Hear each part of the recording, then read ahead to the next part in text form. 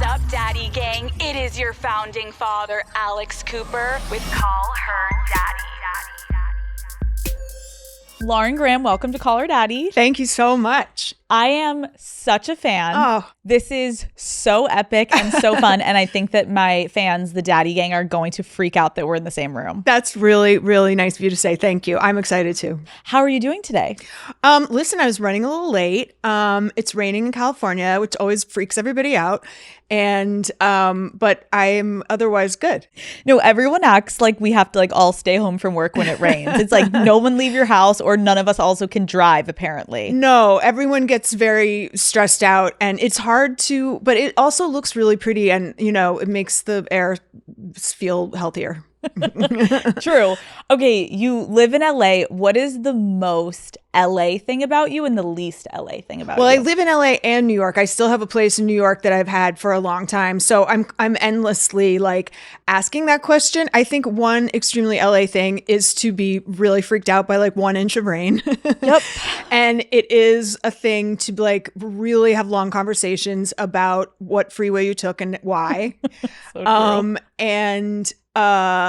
And it's just very LA to be like, oh my gosh, it's 70 degrees. I'm freezing. That has become now I go to the East Coast and I don't know how I ever lived there. I feel the same way. My parents recently have been like, Alex, shut the fuck up. You literally grew up in Pennsylvania. You went to school in Boston. You lived in New York. Yeah. Why are you cold? It's 60 something degrees. I'm like, I need a parka. I think it changes your body to live here. I don't think it's our fault. I think that you just do become more of a wimp. I agree, but we're so fortunate to have this weather. Yeah. I want to stay in it forever. Yeah. And then the least LA thing about you. I don't do yoga. I've tried. I'll try again. I just can't. People are like, oh my God, the yoga. I don't know why I'm making impressions of my friends, making them sound like ding dongs. But yeah, I can't do it. I don't know. Yeah. It's so slow and it's too slow. I also can't do it. I don't also do hikes as often as I probably should when everyone's hiking. But yoga, I'm the same way. I'm and hot yoga, yeah, truly fuck off. Right. Okay, when you aren't working, what is your favorite way to spend an off day?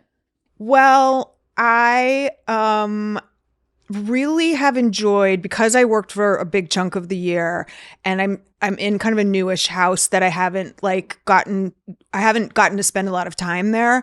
I really love doing very little. And my favorite thing about my house is I put the coffee machine where the bedrooms are, on the bedroom level. Ooh. So I get up, I get out of bed, I go boop to the coffee maker, I get back in bed, and I do every New York Times puzzle. I'll read. The luxury of not having a 5 a.m. call time is just really a wonderful place. Saying that just made me realize we're all doing it wrong. It's why is my coffee machine on another floor? Wait, obviously you played historically a character that was obsessed with coffee. Yeah. What is your coffee order? It's pretty, it can be anything. First of all, I'll drink coffee from the gas station. I don't care. And also I'll have really coffee with a lot of, footnotes on it. Can you? And also, but the thing that I do around holiday time, so the coffee is just coffee. I like this vanilla creamer. And then I've started being this person, which is I have whipped cream in a can, and I put whipped cream on top of my coffee and cinnamon. It's the best thing you've ever had.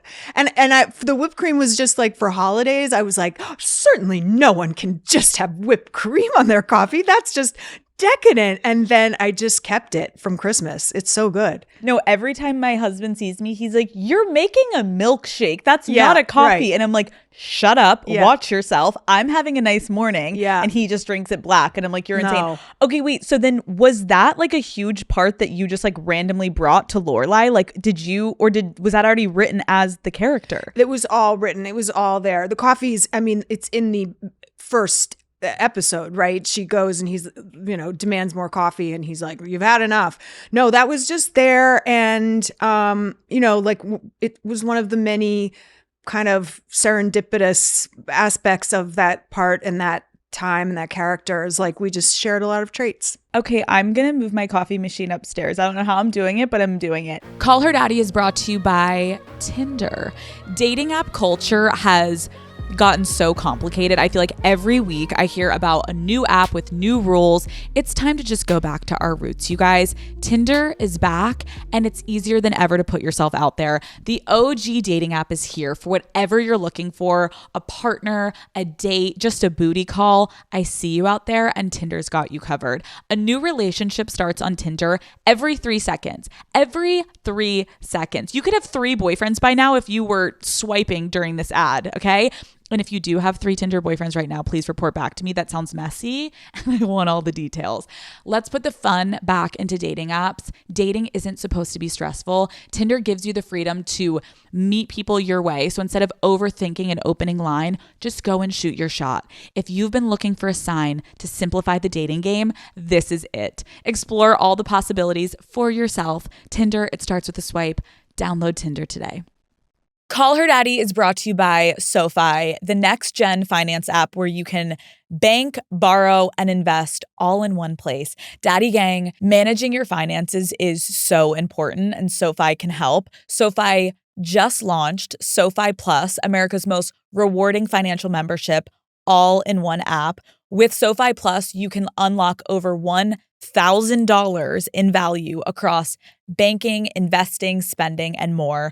From unlocking the highest APY on bank savings to unlimited one-on-one sessions with SoFi Wealth's financial planners, SoFi Plus adds up. To celebrate, SoFi is giving away a total of $600,000 to help 6 winners achieve America's top ambitions, from buying a home to fast-tracking retirement. Sign up for SoFi Plus at SoFi.com/callherdaddy by May 14th to be entered for a chance to win. And for every friend you refer, you earn an additional entry. Just $10 a month or at no cost with direct deposit.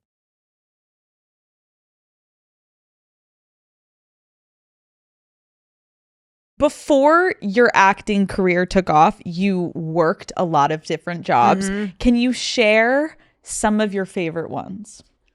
I mean, none of them. They were all on the, it's hard to do something in service of the thing you want to do, but you're not there yet. But I didn't hate being a waitress. I like anything where you're moving and the time goes by really quickly.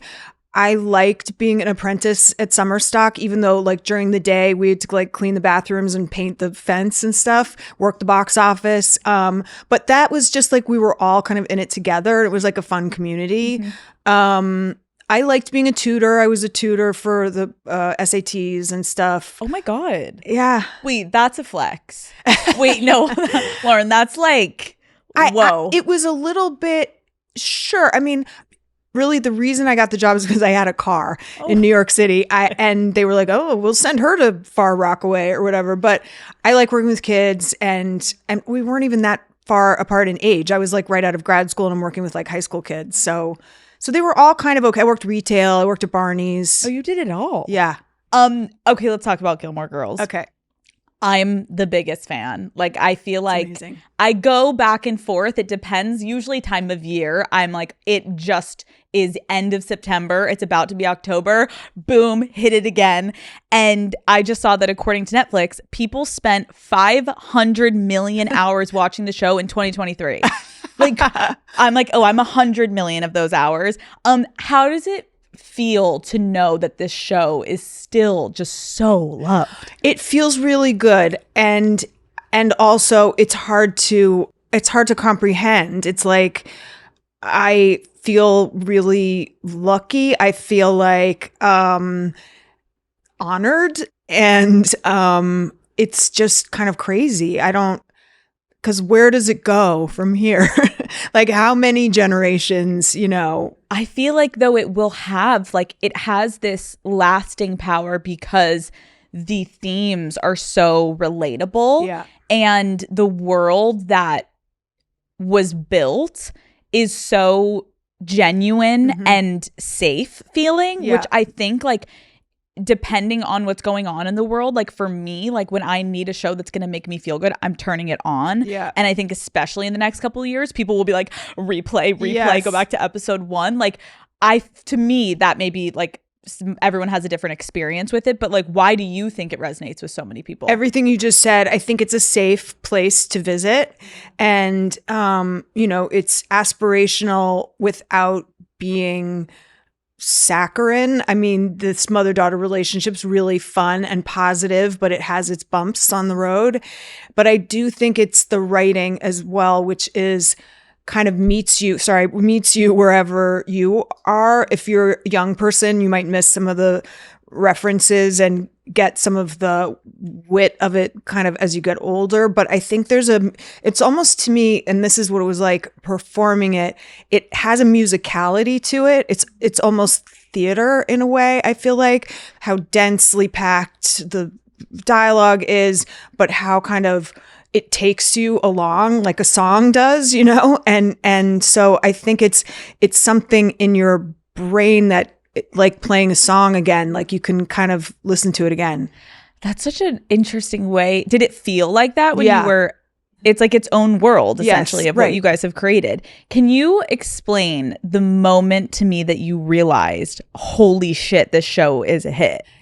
There was no moment because it was a very slow burn and continues to be like, I remember driving, I guess my window was down or something. I was at a stoplight and like a more trucky driver guy was like, Gilmore Girls. And I was like, unlikely, sir. You're an unlikely, but I love it. And so it was a really slow burn. That is the best where you're like, not the demographic I thought we were hitting. You can't believe how many men are like, I know it's it's not for me or it's not designed for me. And I'm like, it is for you. You should start a support group. Like, cute. Okay. When you got the script initially, what was your first impression, like now in hindsight, of Lorelai? Like in that moment, do you remember? I was really struck by the sense of humor in the writing, and that it was, because you have to remember, we now have many more dramedies than we did then. And I don't even know. And even when the show started picking up steam and getting submitted for things, there was always a discussion every time of, do we submit it in comedy or do we submit it in drama? It is its own kind of thing. But it's that tone that I love the most. And it did not occur to me, although it occurred to many other people in my work life, that she was a mom.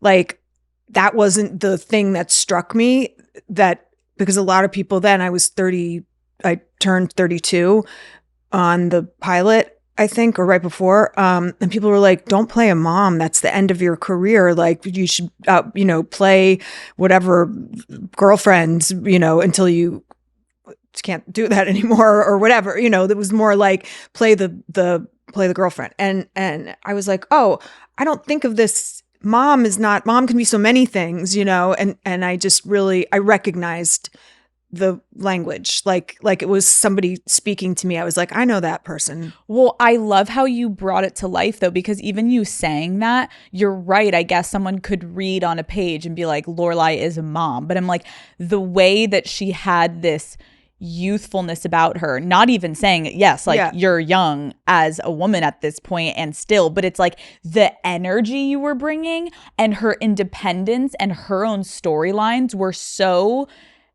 she was an individual and she was a mother at the same time. Right. And I think you brought that to life, and it was very inspiring as a woman to watch that character, because her life didn't just revolve around Rory, even though it revolved around Rory. Right. And it felt very refreshing to see a single mother who had her own life and her career and her struggles.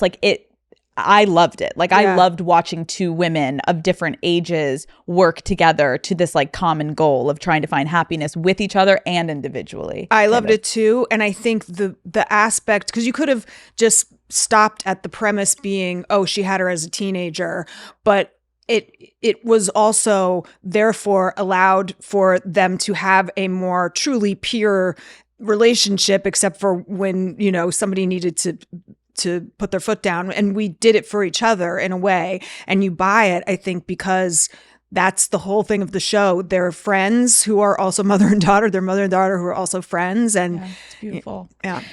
In what ways did you relate to Lorelai? And like, how does that work in a script where you're slowly learning more about the character and you're learning about yourself? Like, what was the through line for you?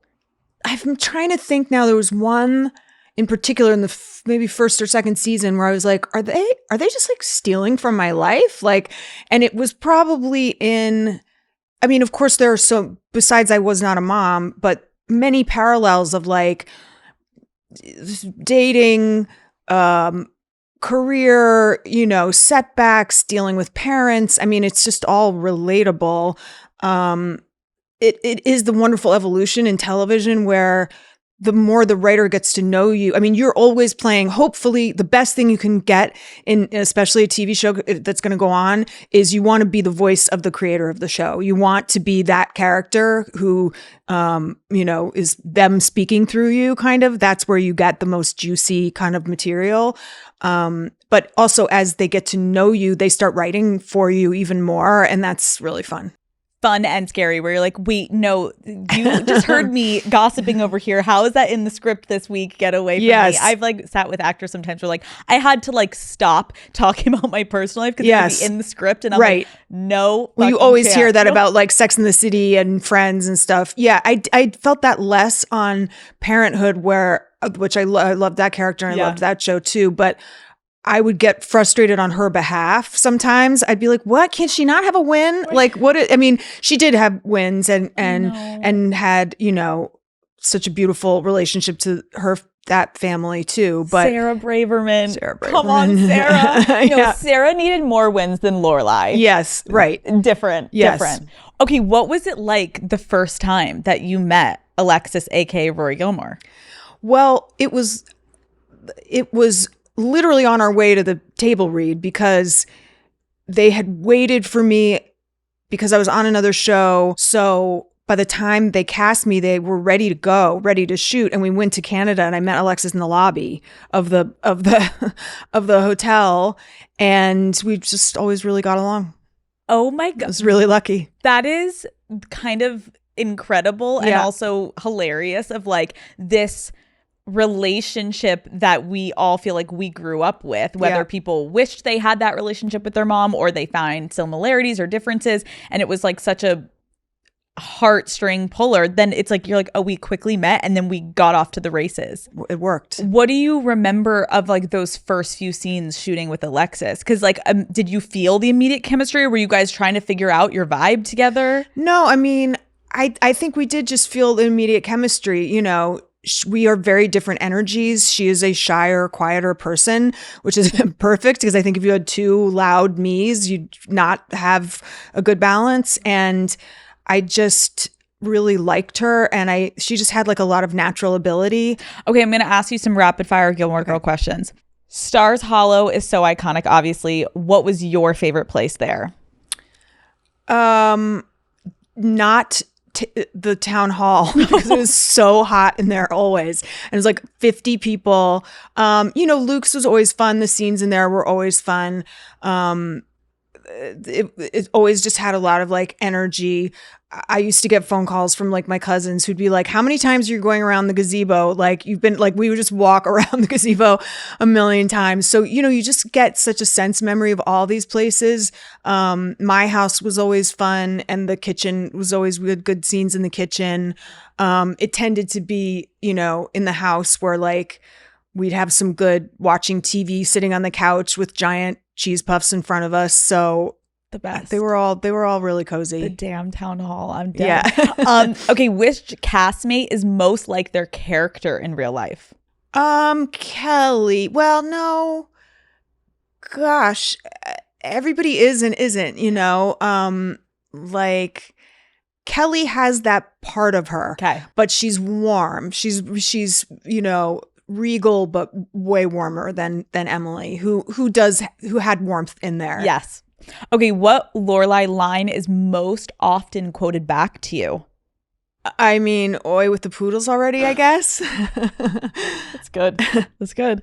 Okay, Lorelai has some amazing outfits. Did you ever use your own clothes from your own closet? I think I did. I think that Everybody Loves an Irish Girl t-shirt that was my introduction to Instagram. Yeah, guys, I haven't even been on it a year yet. Was really waiting to just make sure it was gonna stick. I think that was mine. And occasionally, but you're going to work at 5 a.m. and like, so I wasn't bringing in anything good. Also, like her clothes were more fun than my clothes are not fun. So fun. Okay, what storyline was a little hard for you to get behind? There's a year when Alexis and I are in a fight. Rory and Lorelai are in a fight for a long time, and we would talk about it. And Amy was like, you can't do a show for this long and not have conflict. But I forget even what the conflict was, but it went on for a while, and that's the one that I would hear from people that they didn't like that. I agree. Yeah. Which of Rory's boyfriends do you think was the best fit for her in the long run? You can't get me. I won't be gotten here or anywhere else. I'll never say. They were all a good fit for her at the time because they were a learning experience. Oh my God, you're so... That's the right answer. We no, all you're learn right. from you're even right. the frogs. No, you're the frogs.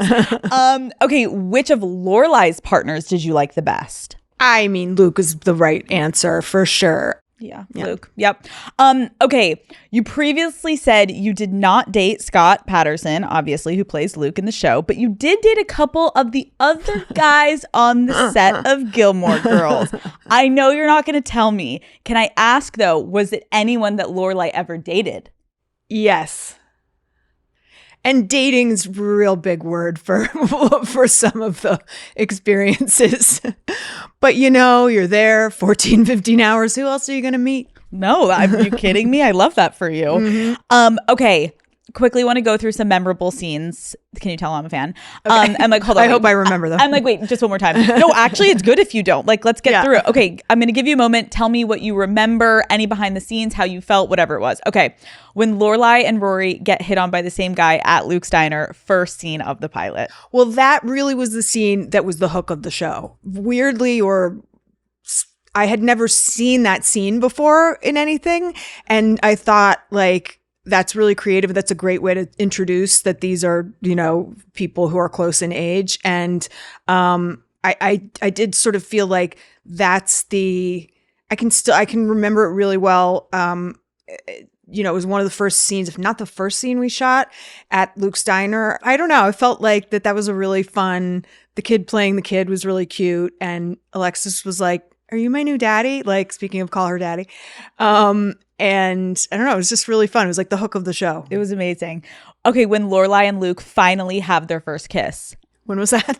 You guys are like on the porch. I think it was a season 4 finale. You guys are on the porch. We kissed that early? Season 4, you like pull away. You're like, what are you doing? And he's like, would you just shut up for a second? And then he goes in. That's so hot. I know. I don't remember that. Oh, it was so hot. I like was like rewind. Yeah. Because like the build, I love how you say that soon. I'm like, I was waiting since that long. day one. Yeah. Day one. Okay, when Lorelai starts dating Rory's teacher. Well, I think we've learned both from Lorelai and Sarah Braverman, don't date your teacher's kid. When I was getting ready your for this, teacher, I forgot about that. I was like, Sarah and Lorelai both dated. Doesn't work out. No, it does not.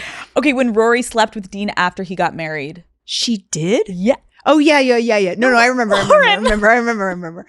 Oh, I mean, there are these things where, yeah, that was bad. That was very out of character for her. It was, but sometimes you had to switch it up. Sure. Okay, when weekly dinners with Richard and Emily were the price for Rory going to Chilton. I mean, it's tough because I don't want to wreck anything for anybody. I loved those scenes. They were a real bear to shoot because somebody's eating here and somebody's eating there. Somebody's eating here. You got to move the camera all the way around. And so they would take a really long time and you'd sit in front of that like fake fancy food and, but we would just, that was also so key to the show so we loved them while they took a long time. I didn't even think about that as like when you're in production, like you're like, which I guess could then kind of in a positive way, like add to your annoyance. Exactly. Where you're like, shut up, mom. And you're like getting annoyed. Well, like, and it does, it's an interesting exercise in continuity because as, you know, the hours tick by, what's your emotional level? Where did your elbow go? Like, so there was a kind of, you're right, like constraint in there or something that like you had to keep doing this the same exact way and yet keep it fresh. Which is kind of indicative of how you were actually supposed to be feeling while you're shooting that scene. So, okay, there we go. I used it in my work. Okay, you talked about how you did not realize that the season 7 finale was the end of Gilmore Girls. And I cannot imagine emotionally just being like, see you guys tomorrow or see you guys next season, and then it ends. Like, what was that last day like for you? It was really emotional. We had our wonderful director, Lee Shallot-Schemmel, who was like, guys, you know, I'm going to do a shot at the end that mimics the shot that is in the pilot that sort of pulls away from Luke's, and we're like there in the diner. She's like, in case this is it. And the whole year had been really emotional. We were very lost without as good as writers we had, that we were kind of lost without Amy and Dan. The show just didn't feel the same. We couldn't even, it was like, should we try to stay? Should we try to keep going? Like it, you know, and it's not up to the actors. So there were many, many, many conversations, and it just did feel like you want to be able to say goodbye to something, and we didn't get to do that. Obviously the show came back for a revival, but like when you did walk away, how did you feel knowing like, wow, the Gilmore Girls era of my life is over? Well, it didn't happen until a few weeks later. There were still conversations going on. Who knows how that decision ultimately got made. But I was at a restaurant and the waiter came over and was like, your agent's on the phone, which was very dramatic and glamorous. I was like, oh, excuse me, my agent's on the phone. And I went and picked up the phone at the bar because I guess, I don't know what was going on with cell phones then, and or why he knew where I was, or like why, I don't know any of it, and he said, it's over. And I didn't know how to feel. And I didn't know, you know, later a couple different cast members said, you know, you didn't call me. And I was like, oh God, wouldn't even have thought it was my job or my place to call anybody and tell them. No, and that's what I think is like nice though to hear, because I think people would be like, what do you mean you didn't know? And you're like, no, I'm literally sitting there and I didn't know. So you guys come back for the revival. What was it like playing Lorelai again? It just made me so happy. It's so God, it just made me so happy. I was like on a little cloud the entire time. Because it was such an opportunity that you don't get very often to do not a do-over, but like get to return to something with people feeling enthusiastic, and you know it's gonna be completed. You know, it's not a pilot. It was just an incredible opportunity, and I don't know, everything about it was the most probably fun I've had at work. The show ended on a bit of a cliffhanger. Total. The bigot. I was like, wait, what? Do you think that it could ever come back again? I think this is just my theory. I do not know. This is how much I'm superstitious or in love with the show, is like, there are questions I could probably get an answer to that I have never asked. Like, I never asked because Amy said from the beginning she knew what the final 4 words of the show were. She knew from the beginning, and she didn't get to do it in season 7.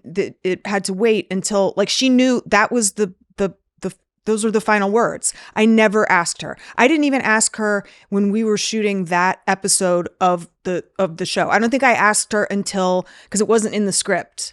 Because it's what, Mom, I'm pregnant? Mm-hmm. Mom, what, I'm pregnant. And she didn't put it in the script because she didn't want it to leak.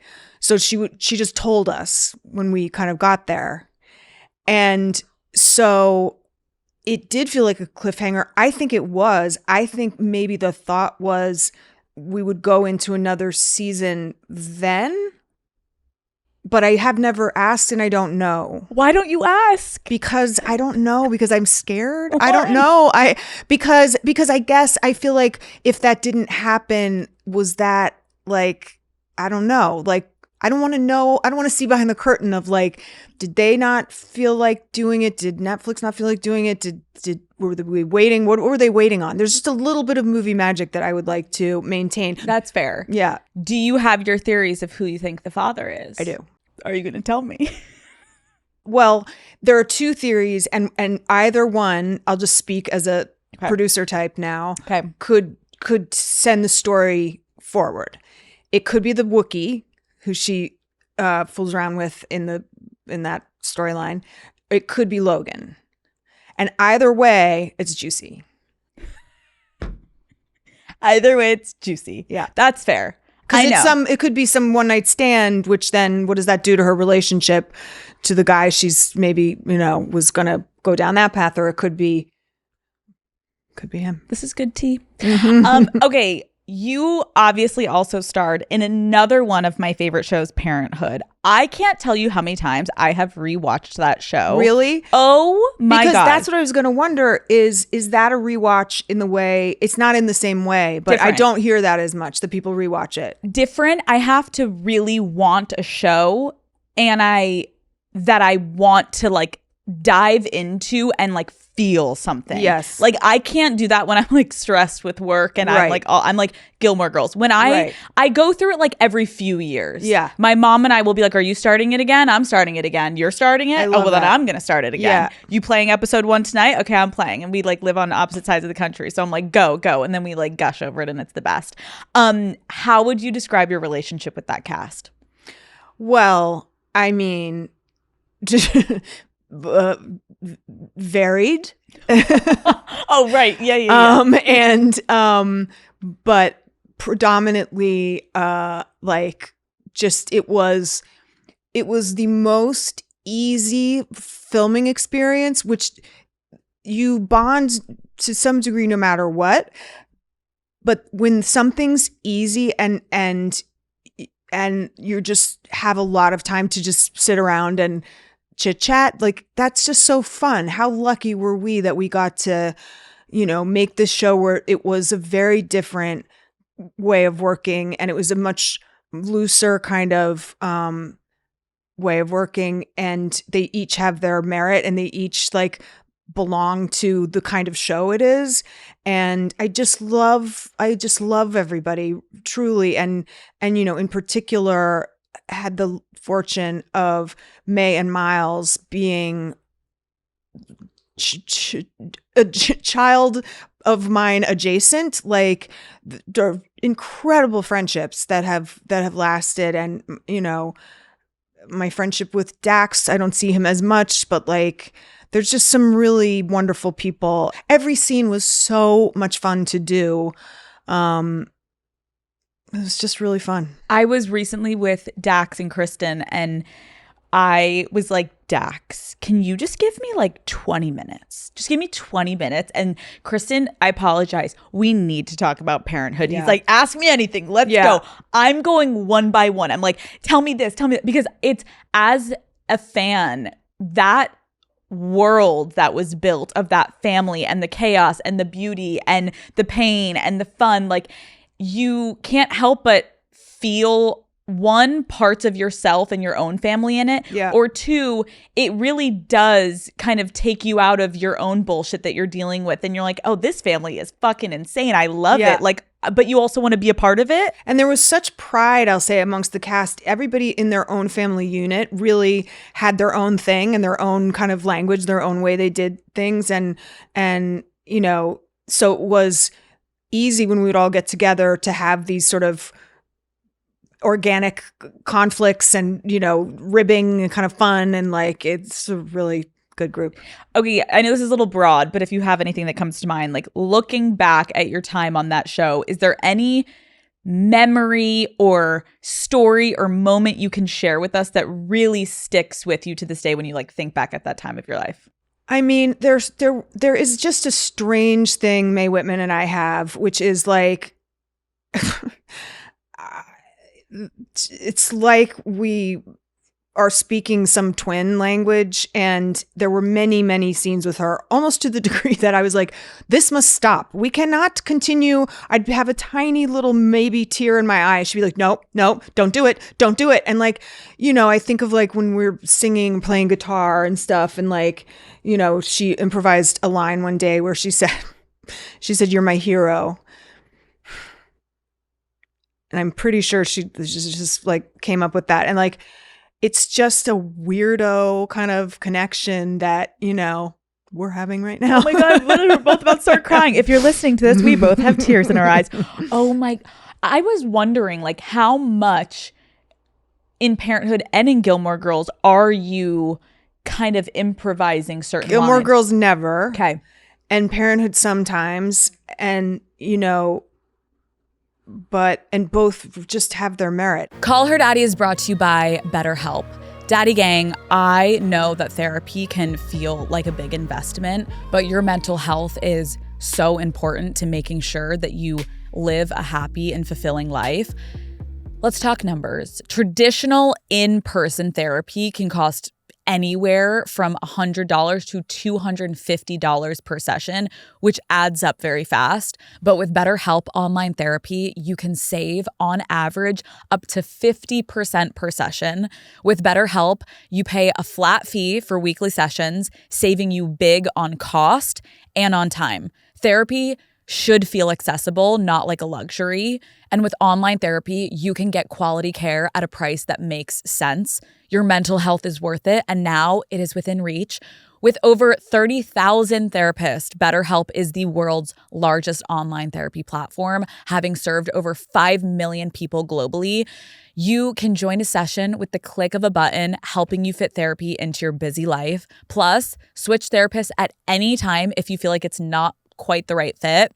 Your well-being is worth it. Visit betterhelp.com/daddy to get 10% off your first month. That is BetterHelp, HELP.com/daddy. In your early career, the press would criticize you for being single and not dating. How did those comments back then affect you? Oh, God. I mean, always feels weird to be asked, and many times I was lying because it's such a strange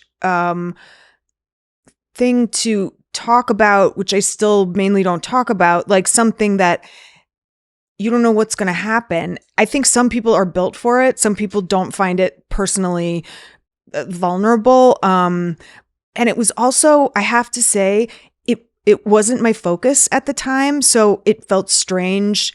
Like I'm a working person and I'm in a career, and like, I don't know, this was odd. Would you consider yourself a very private person, or would you just consider the career that you're in too public? Yeah. Yeah. I think a little bit of both. I also think I have led in some ways, an unconventional, like, there's a age at which a lot of people do the same thing. There's an age at which a lot of people get married. There's an age at which a lot of people have kids.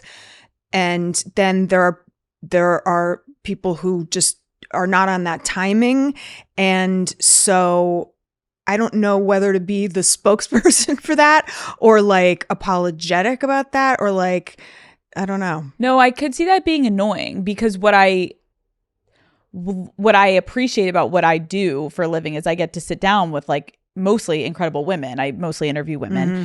And something that I talked about recently with, I forget who I was just talking about this with, which was like timelines, and how we all have something in our head growing up of like, this is my story. Like I was always the person that was like, I'm never getting married. I'm never getting married. When I met my now husband, who I just recently got married to, I literally said to him, we will never get married. And he was like, okay, like chill. And I was like, you can't change my mind. I just want to be really upfront about that. And then what changed your mind? I think because I recognized that when I knew he earnestly meant it, that he would be with me for the rest of his life without us signing a legal document, without me having a physical ring on my finger, all of that.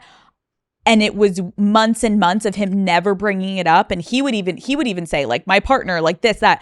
I saw the level of respect that he had for what I had initially wanted. And then I went into therapy and reevaluated, why was I so intent on not wanting to get married? And I would consider myself a very like strong, independent woman who I've always been career driven. Like, I'm going to go for this until the end, and I'm going to still be working then until someone rips me out of the chair. And I was always worried that, especially as a woman, it would threaten a man. And I didn't think I could do both. Yep. And when I started to have a partner that allowed me to do that, I was like, fuck. I think I it's was wrong. interesting because I did not have a timeline. Okay. And until like I just didn't have a timeline. I think a little bit growing up the way I did with my mom, not that mothers give this necessarily to people, but now I'm like obsessed with timeline in a way that I think is really positive, because I'm now at an age where I want to be planning what else I would like in my life. I want to be thinking really actively about that. I think I was mainly in relationships where it didn't really occur to me to say, this is what I would like, this is not what I would not like. I thought that happened just organically, and it doesn't always. And like I love all the matchmaking shows. Hard left. I love them because there's like, it's, we're all working within a system, right? Like, we're all learning the way a podcast works, the way a TV show works, or what we want to do next, or how you create a show, or all that kind of stuff. Everything has a system, including being a person on this planet, including being in a relationship, including being in a career and juggling that with like what else you want to do. And I don't know why some fundamental like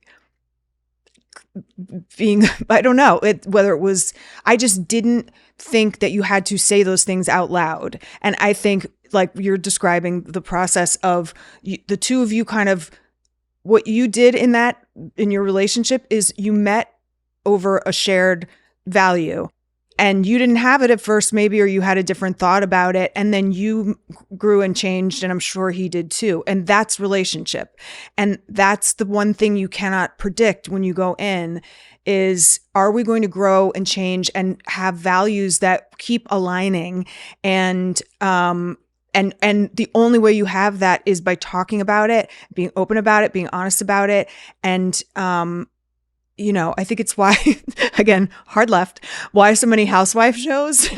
I love this. I love it. Why you see these things, you're watching in sort of real-ish time, or whatever degree we believe it's real.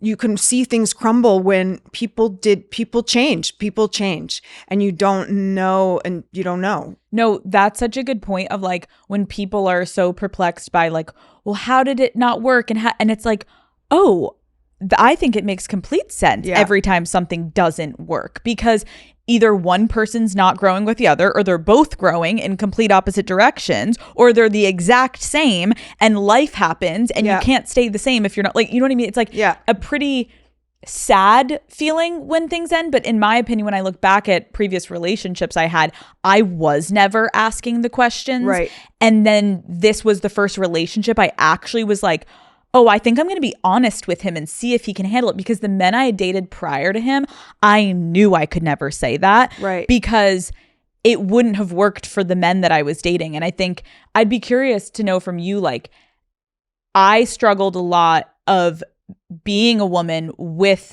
a career and really loving my career and being confident in it. And I know a lot of women listening experience this. Like, men can be terrified and emasculated and feel like, how can I handle such like a competent woman? Like, how has that impacted you? I tended in the earlier days I dated maybe guys who were great, but who weren't as in their careers. And I would feel apologetic about that more than, I don't know. So I would maybe tamp my thing down a little bit and not try to not compete, but like I didn't want them to feel bad kind of thing. It's really tricky. But But I will say, you know, like I think I was supportive to one of my sisters when, you know, she was dating her now husband. I was like, ask for this, that, and this. And it's like the TV show thing. If we all knew how to do it perfectly, every relationship would be perfect, because there's also giving something time to grow. And there's also, you know, not going in guns blazing, like, this is what I want, when you haven't established like a foundation yet. But that's so relatable, what you just said, of like trying to not intimidate the person you're with. And I do feel, and I know this is like, not every statement is just like 100%, but I bet it's rare that a man is like trying to dim his success to make the woman feel comfortable that she's maybe not as high up in her career of who they're together. But you sitting here, I've done it too, where like I'm having such success and the guy that I'm dating, I'm like, oh my God, he is going to actually like,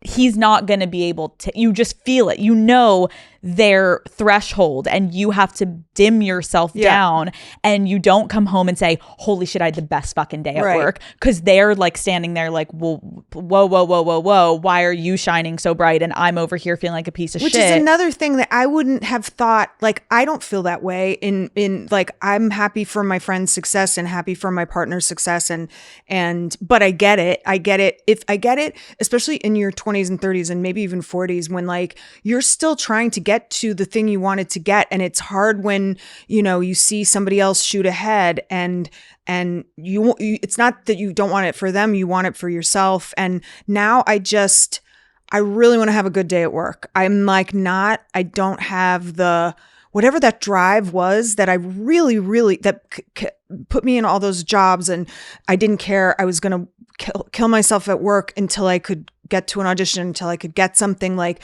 I think it's age appropriate not to have that as much anymore. I got beyond my wildest dreams. Isn't that incredible that I can say that? I just thought I was going to be like in a regional theater company in Washington, D.C., which still would be a dream. And I got this part that we're here talking about. Like, that is so moving to me that I just kind of want to just enjoy my days now, you know, of work. And now I'm more interested in the creative vision of something, or like, you know, I'm want to direct my friend's book and turn it into a movie. Like, it's just, I want to be in partnership that is in every way that is fun.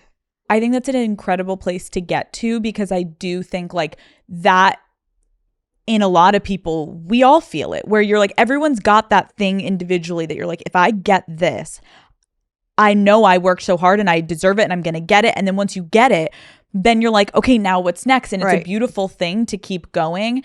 But it's also, it's a lot, because then once you get what you want, you got to move the needle. And do you ever feel like you're like, when you were in that kind of like race with yourself, did you ever feel like, shit, I need to not slow down, but did you ever feel like people were like, you did it, like you accomplished it? Like, no, I don't think anyone gives you that. I think you have to give it to yourself. Like, I remember I was dating some actor and I was in a really busy time. It was maybe like second, third year of Gilmore Girls, where not only were the days really busy, but then weekends and doing talk shows or whatever else was going on at the time. And I was like, I'm tired. I don't want to do it. And his advice was interesting. And we were sort of peers. He was like, you kind of have to ride this while it's happening. You can't step off this train because it's hard to get back on. Like, go do the photo shoot you don't feel like doing, you know, like you. Now, is that great advice? I don't know, but it was, when something's going, that is an opportunity. It will come around again, probably, but there are times when you're working harder than you want to, and then but it's like the relationship thing. You have to keep reevaluating. Does this feel good? I have, my friend Jenny Han has this thing that I always forget what the third one is. It's basically like, am I doing this just for fun? Am I doing this as maybe an act of service, or for, you know, as somebody I want to help out? is it worth it? And that can mean financially, that can mean it's going to help your career, that can mean, but you don't have to just say yes endlessly, When you're talking about like reevaluating things, like I agree. And I think that's great advice for people listening of like, you always have to be like rechecking in with yourself. And if you are dating or you're in a relationship, what is something that you've realized that you're not willing to compromise on? I mean, so many things. It is, first of all, I think in the beginning, something should be easy. It should not be, I don't know, are they going to call, like any of that kind of gamesmanship? I think I have a great sense of how I connect to somebody physically, intellectually, humor. I really love a certain level of like back and forth banter. I love like, I know that. And I think the thing I know now better is also like, how are we going to live this life together? And it's interesting, all my friends my age, some are still married for a long time. Some have been in the dating world. The people who are the happiest are doing what they want to do and being really clear up front. Like, I have a friend who's like, I don't really think I'm going to get married again. I just want to be having fun and out there. And so I just think, and that is a gift of age if you let it be, which is you can just say what you would like. And there's no amount of, you can't love somebody into being who you want them to be or, wanting the same things. And I think, not to put women in a stereotype, but I think it's easy to be like, if I just ... then he'll ... And I don't think that works. It definitely doesn't. Call Her Daddy is brought to you by White Claw. I don't know who needs to hear this, but you're way too hot to be spending the summer sitting inside and just scrolling on your phone, okay? We are getting those bikinis out of storage and we are getting out of the group chat too, okay? I want all of us to have fun this summer, and you know what goes perfect with a 7 UV index and yapping with your girls? A cold can of White Claw. Okay, I'm just getting back from UNWELL spring break in Miami, and let me tell you, there is nothing more refreshing than a cool, crispy White Claw by the pool. You give me a mango White Claw and a lounge chair, I'm set for the day, okay? Daddy Gang, it is officially White Claw summer. They've got only 100 calories in 12 glorious ounces, plus they're gluten-free and have the taste you know and love. I always like to grab a variety pack so everyone can have their favorite flavor, from peach to black cherry to mango. You truly can't go wrong. My personal favorite is OG black cherry through and through. I cannot be stopped when I get one in my hands. It's time to celebrate the end of hibernation season. Summer is around the corner and it's time to get out and get after it. Cheers to that, okay, Daddy Gang. Let's go find a guy with a boat and grab a claw.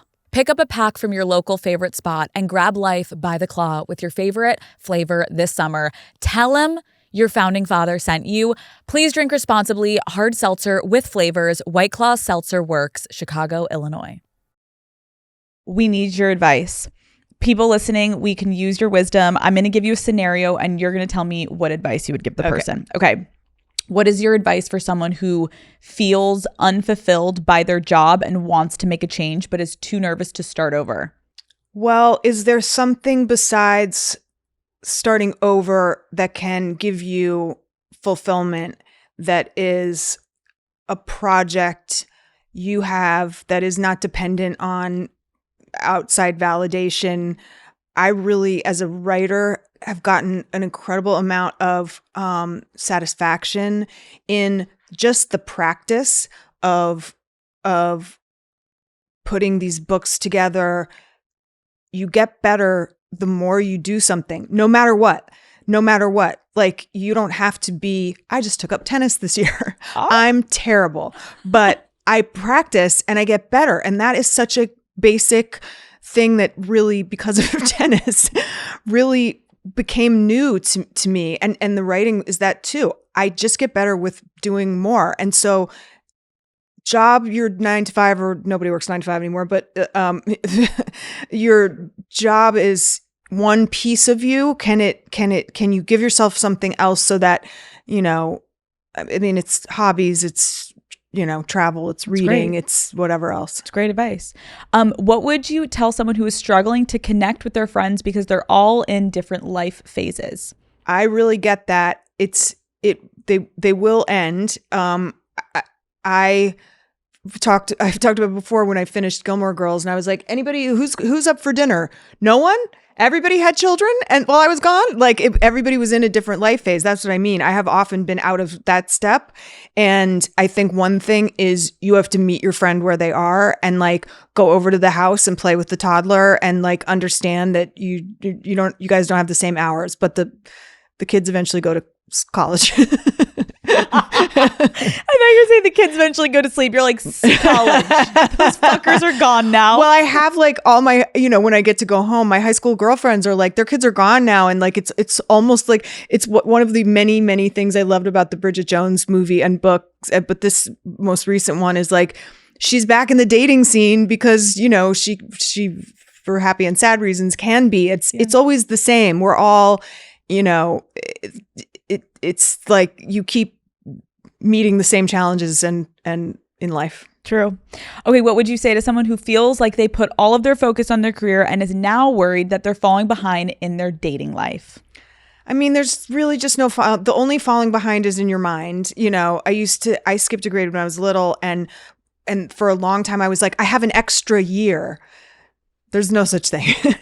Like I was like, I have an extra year before I'm the same age as people who are a year ahead of me. Like there is only what you tell yourself. And, you know, if you've seen any Nancy Meyers movies, you know that there's people come around at different ages, but it is hard when you're not with your peer group. But. Yeah. Can we talk about the essay that you wrote for Time Magazine about aging? Yeah. And you talk about how you found the humor in aging as a woman, which I thought was such a unique, beautiful take that I loved reading. What inspired you to write a piece like that? I guess being asked about aging. Like I was talking about this today with my with some people. You and I are having this experience. We are having this conversation. We are different ages. Someday when you are my age and you are talking to someone who is now your age, you will not feel the difference as much. I think the younger person feels the difference more than the older person. I am the same person.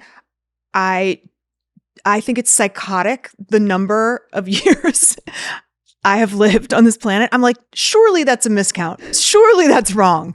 It genuinely does not feel that way. As opposed to when I was 30, I was like, I feel 30. Like I understood 40. This now is like, I just don't accept it. And that's funny. And the stuff that, because mainly I'm just living the same life. There are some things where you go, oh, I fell and, you know, broke a thing and like the recovery took a little longer or whatever. So, but I am amazed at the people I know who are giving into a sense of sadness about getting older or not feeling the same way they did. I meet that by not in a brutal way, but like I fight that. I fight the urge to be like, ugh, I just don't even like when, you know, friends are like, ugh, well, I'm so old, I can't remember that, you know, whatever. Like I think it's just also my mom passed at age 61. Like I'm not that far away from that. Like I don't want to be living in worry. No, I completely agree with what you're saying. And I had a conversation recently with Ellen Pompeo, and she and I were talking a little bit about how women, obviously, like we're the ones that it's like, oh, she's getting older, and then you hit 30 and it's like, oh, Right. oh. Right. And you're like, what? Like, Yes. I've never felt better. And from what I'm taking from every woman I keep talking to is, holy shit, 40s are the best. Yeah. Oh my God. And if you had told me that in 20, I would have been like, wait, 40's old and what? But it's like every person I'm talking to, it feels like women are just getting better with age, and it's what society is freaking women out about, of like how you look, because of course that's the only thing they think that we care about is our fucking looks. And it's like, what do you think is the best part of getting older? I wrote this in another essay, which is I know what I want, and I'm grateful for what I have. That is the best thing about it to me. And the fun, you can make it fun if you plan what's next. Like, as much as you can, you think about, so that it doesn't, because I think I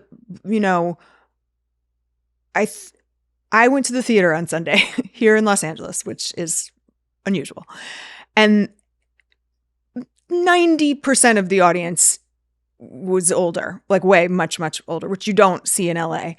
And I just found it fascinating. Like, what is that going to be like? I like to think about that. I like to plan for that. I like to imagine what kind of, that's a stylish lady in her perhaps 70s. Like, how do I want to approach that so that I'm not scared by it, I'm not freaked out by it, and I'm not depressed, because it truly is all the things people say of like, you should be so lucky to be in all those places. And and the how you look thing is like, I don't know.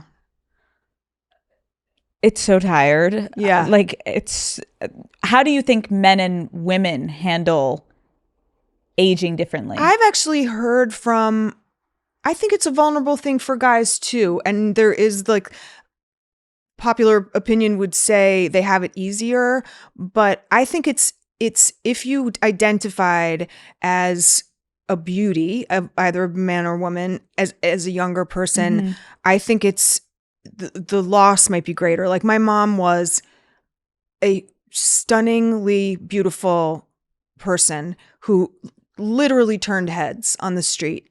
I did not grow up with that. I'm not saying whatever. I just didn't have that identity. That was not my thing. So it's not still not my thing. Like, it's not, I don't feel the loss of like that being treated that way. And even in relationship, I never like met someone across a crowded room. I was friends with them, or I worked with them, or it was organic. Like, it was just, I would fall for the person and they would fall for me. And so I think that makes it a little bit easier. Yeah. Why I wanted to bring this whole conversation though up about aging and the different generations is obviously because of your new show. I think there's this like huge conversation obviously about like Gen Z, and it's like it's interesting. Like, even just like us talking about, you even saying like, we're a different age. Like, you take on the Z Suite, like, what drew you to this role? Because this is different. It's different. That was one of the main things. Okay. I liked that this, first of all, it's a comedy. This is how I would like to spend my days now. I feel that I cannot touch the beauty that is Gilmore Girls. I really love that dramedy Parenthood space. I did start in half hour, and it was so fun to just do something that was a little more big and look at female bosses, because it's a trope of a kind, and like that was there. But I was also like, this is so relatable to anybody when the thing you have worked for is taken away, whether it was your fault or somebody else is coming up behind you, or like, or somebody's better at it. That is just evolution. That's just being a human on this planet. Like, nothing lasts forever. And then I love the showrunner. Now again, like I said, it's putting all the pieces together. I'm not just responding to the part. I'm responding to, what's this experience going to be? Do I get to have a say in creative conversation? And also that it was, we're the first scripted programming for Tubi, original scripted programming.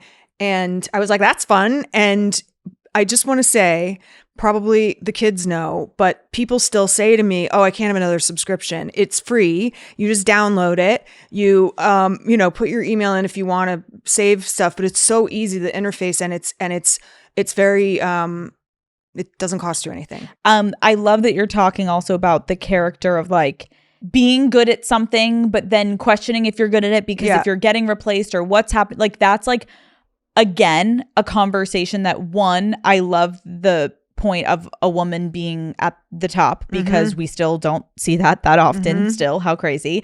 And two, though, like being pushed out in a moment where you're probably also feeling like you're at your best. Like right when I feel like you're starting to hit your stride is when they want to then replace the women with a younger woman, which is such a crazy fucking concept because you're like, wait, no, I just had to how am I already not in the conversation anymore? It endlessly, and it's not just women, it's we are, not to be real esoteric, we will be replaced. You and I will not be here forever.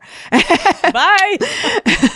And that's how it goes. And so that's true in work, in life. I remember I did a pilot that didn't get picked up, and one of the younger cast was like, she was like, "So is this going to get picked up?" And I was like, "Oh, I have no idea, And she's like, "What do you mean? They don't tell you?" And I'm like, "No, they don't know. Nobody knows and nobody tells me." And she's like, you could see her like think, she was like, "So this just keeps happening over and over where like you do something and then you see if it goes and then, you don't know how that's going to turn out." And I was like, like you don't get to a place where it's just a slam dunk in life, in, relationship, in work. What do you hope people take away from the show?